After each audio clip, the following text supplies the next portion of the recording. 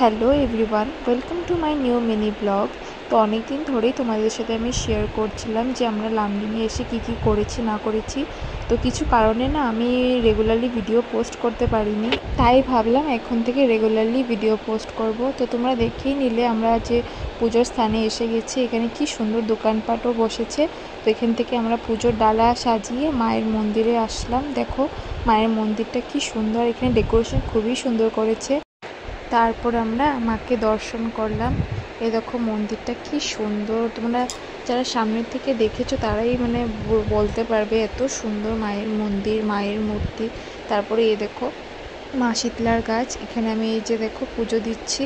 এখানে আমি তেল সিঁদুর মাকে ওড়না পরিয়েছি। তো এটা হচ্ছে কি আমার বিয়ের পর প্রথম পুজো। এই দেখো আমার বড় পুজো দিচ্ছে।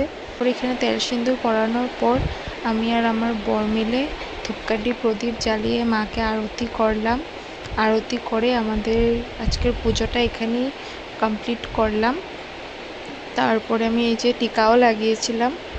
তারপরে এখানে রাতে অনেক খুব বড় করে মেলা বসে, আমরা মেলা দেখতেও গিয়েছিলাম।